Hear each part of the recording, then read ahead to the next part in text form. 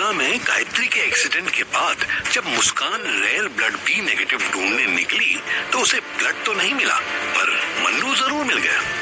मन्नू भी सिकंदर के ट्रीटमेंट के लिए पटना एम्स आया हुआ था। मेट्रो स्टेशन पर बेहोश होने के बाद एक अनजान लड़की मुस्कान ने जो मदद की थी वो शिवानी अब तक भूली नहीं थी।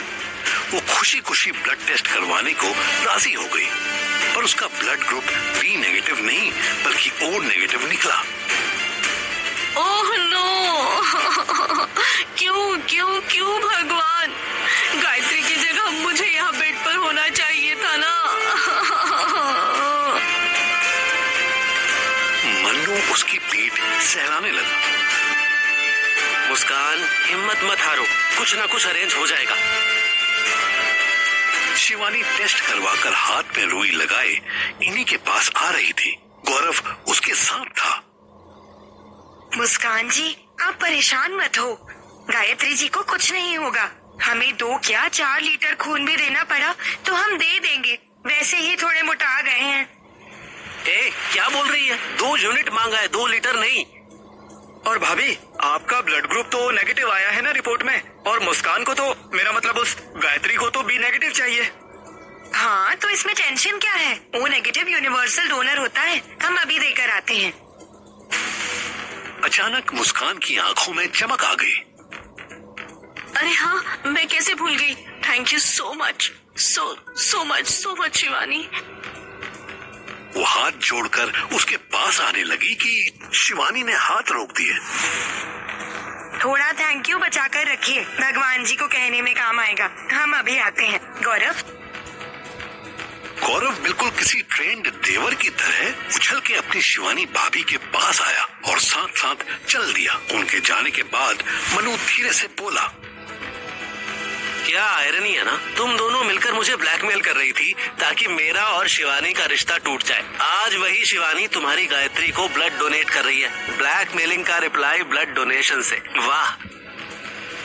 उन्हीं पाप कर्मों की तो सजा मिल रही है हम दोनों को। ये ठीक हो जाए बस, इसके बाद ना मैं एनजीओ में काम करूंगी और ना ही गायत्री को किसी का शिकार करने दूंगी। बस बहुत हुआ। गायत्री के शिकार का तो समझ आता है, पर एनजीओ में क्या प्रॉब्लम है? वो क्यों? ये सारा लालच शुरू तो एनजीओ से ही हुआ था यार। 3 साल पहले मैं एनजीओ के ग्वालियर यूनिट में थी। हम सीनियर सिटीजन्स को फ्री हेल्थ चेकअप्स और मेडिसिन और चश्मे प्रोवाइड करवाते थे, और साथ ही साथ कुछ सिलेक्टेड बूढ़े बूढ़ियों को, स्पेशली जिनके बच्चों ने उन्हें घर से निकाल दिया हो, उन्हें जंगल कैंपिंग पर भी लेकर जाते थे। उस कैंपिंग में एक बार गायत्री भी मेरे साथ गई थी। वहीं एक अंकल जैक्सन मिले जो वैसे तो बड़े फिट थे, पर हमारे कैंप का मजा लूटने के लिए अपनी वाइफ के साथ आए थे। वहाँ उस बेचारे बूढ़े ने गायत्री को नहाते हुए देख लिया। वहाँ के वॉशरूम में डोर नहीं था, बस पर्दा लगा हुआ था। हवा तेज थी तो पर्दा बार बार हिल रहा था। इस पागल लड़की को लगा कि इतनी रात में कौन आएगा, तो इसने पर्दा साइड में बांध दिया और अंकल जैक्सन ने इसे देख लिया। तुमने भी तो गायत्री को देखा है, कपड़े पहनकर वो लड़की जितनी मोटी दिखती है, कपड़े उतारने के बाद वो उतनी ही बॉम्बशेल लगती है। मेरा तो ठीक है, पर तुमने उसे बिना कपड़ों के कब देख लिया? अभी 3 दिन पहले ही। सुनो ना, तो अंकल जैक्सन ने रात को 12 बजे शावर लेते गायत्री को देख लिया। गायत्री भी इतनी कमीनी थी, कुछ ढकने छुपाने की बजाय और स्टाइल से नहाने लगी। आई कांटेक्ट कर लिया उसने। ओह गॉड, जैक्सन बेचारे का तो माइकल निकल गया होगा। हाँ, वो आउट ऑफ कंट्रोल हो गया और मोटो पे अटैक करने लगा। ये डर गई और चिल्ला दी। मैं तब तक सोई नहीं थी, तो सारा इंसिडेंट देखने समझने पहुंच गई। तब पता चला कि अंकल बहक गए थे। मैं तो सीधा उनकी वाइफ को बताने वाली थी, पर उन्होंने हमें चुप रहने के लिए 1 लाख का ऑफर दिया। हमें पैसे की जरूरत थी, हम मान गए। वाह, तो तुमने ब्लैकमेलिंग स्टार्ट नहीं की, बल्कि बकरा खुद तुम्हारे पास ब्लैकमेल होने आया। How romantic. ये ब्लैकमेलिंग मुझे हाई प्राइस प्रोस्टिट्यूशन जैसे क्यों साउंड कर रही है? Shut up. उस बुढ़े ने फिर गायत्री को 1 लाख का ऑफर और दिया। बोला, जो मैं जबरदस्ती करना चाहता था वो तुम मर्जी से करने दो ना, 1 लाख और दूंगा। फिर तो गायत्री मान गई होगी। नहीं ना, उसने तो एक थप्पड़ मारा, पर मैं यही सोच सोच के परेशान थी कि एक ऐसा गरीब बेसहारा बूढ़ा था जो बात बात पे 1 लाख रुपए ऑफर करता था। वेल, यहाँ से तुम दोनों ने ब्लैकमेलिंग को अपना साइड बिजनेस बना लिया, पर तुम तो बुढ़ों को टारगेट करते थे ना। मैं किस एंगल से बुढ़ा लगा तुम्हें? नो, गायत्री बहुत बड़ी फेमिनिस्ट थी तब। उसका टारगेट बूढ़े नहीं, बल्कि वो मर्द थे जो अपनी गर्लफ्रेंड या वाइफ को चीट कर रहे थे। ओ, तो पहले वो खुद को ऑफर करती थी, फिर कोई उसके साथ कुछ कर ले तो ब्लैकमेल करती थी। वाओ, ये अच्छा फेमिनिज्म है। I like that. Shut up ना, बोला तो ये सब छोड़ देंगे हम। वो तो इसलिए कि ये एक्सीडेंट हो गया, वरना तुम लोग कहाँ बाज आते? नहीं, एक्चुअली इस एक्सीडेंट से पहले ही एक वेकअप कॉल मिल गई थी। मन्नू ने उसकी तरफ देखकर आईब्रोज ऊंची की। मुस्कान ने बिना किसी फिल्टर के साजिद और गायत्री वाला पूरा कांड उसे बता दिया। अगर ये हॉस्पिटल ना होता तो मैं इतनी तेज हंसता कि गायत्री शर्म से मर जाती। प्लीज यार, तुम ये बात गायत्री से नहीं बोलना। मैं गायत्री से कैसे भी नहीं बोलूंगा। सेक्स को वेपन बनाने वाले आदमी हो या औरत, मुझे बिल्कुल पसंद नहीं है। प्लेजर को बिजनेस बनाना ही प्रोस्टिट्यूशन होता है मुस्कान। और भले ही 1 नंबर का हरामी आदमी हूँ, पर मैं कभी प्लेजर के पैसे नहीं मांगता, क्योंकि मैं प्रोस्टी नहीं हूँ और मैं प्रोस्टिट्यूट से बात भी नहीं करता।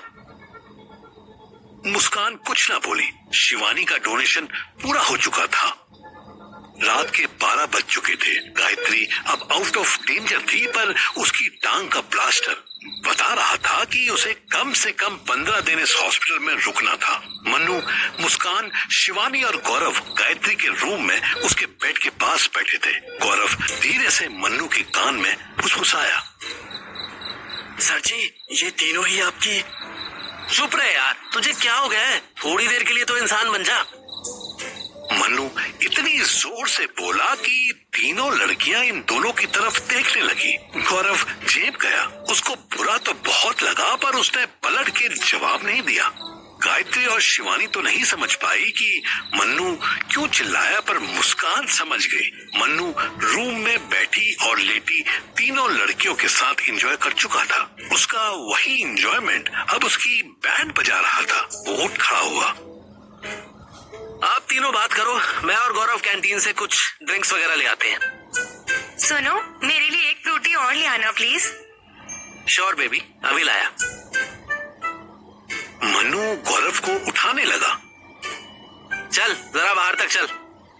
नहीं, मैं नहीं आ रहा। अरे सुबह से भाग रहा हूँ, मैं थक गया हूँ ना। आज चल ना, अच्छी वाली सिगरेट पिलाऊंगा।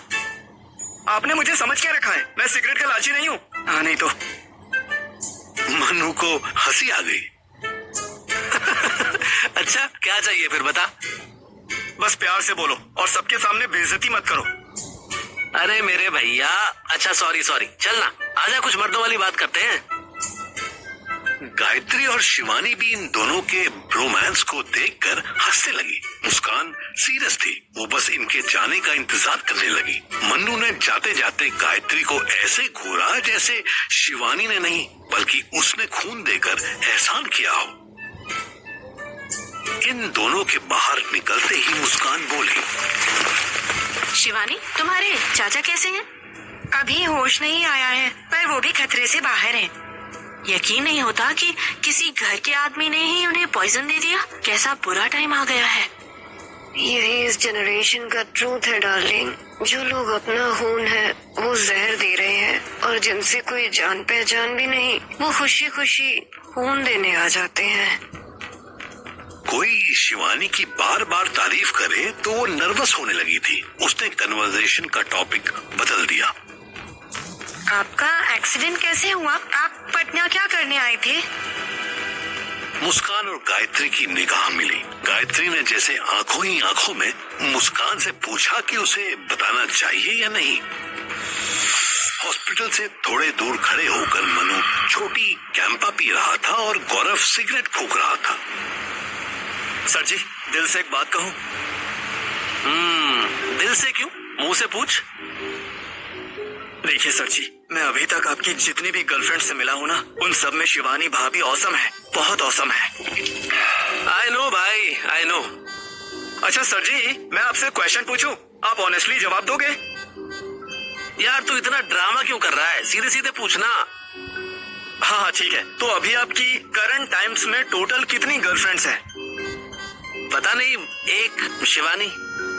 क्या सर जी, देखो भाई से बकचोदी मत करो प्लीज। अच्छा ये बताओ कि कितनी लड़कियों से लफड़ा चल रहा है आपका? क्यों, तुझे सबकी लिस्ट बनानी है क्या? अरे नाना, वो तो आप बना चुके होंगे, पर बताओ ना। तू पॉइंट पे आ। तू वेट कर रहा है कि मैं 10, 12, 15 या जो भी नंबर बोलूं तो तू उसके बाद अपना पॉइंट प्रूव करे, तो जल्दी बता। 10, 12, 15 या फिर चलो मान लो 100 ही क्यों ना हो, सबको छोड़ दो। शिवानी भाभी के लिए डेडिकेट हो जाओ सर जी, वरना बहुत बुरा फंसोगे। थैंक्स फॉर योर कंसर्न, ऐसे ही वेल विशर्स चाहिए मुझे। अरे सर जी मैं सच कह रहा हूँ, आप छोड़ दो सबको, वरना बहुत बुरा फंसोगे। अबे यार तू तो ऐसे कह रहा है जैसे अभी बड़ा आजाद हूँ, अभी भी तो फंसा ही हुआ हूँ ना। और ये छोड़ दो मत बोल, मेरी भसड़ इतनी डीप हो गई है कि अब लड़कियां मुझे नहीं छोड़ रही हैं। पैराडॉक्स बन गया है। पैराडॉक्स के बॉक्स को बार बार ओपन भी तो आप ही करते हो ना सर जी। पुरानी भसड़ क्लियर नहीं होती और आप नई लड़की पटा लेते हो। मैं नहीं पटाता यार, खुद पट जाती है।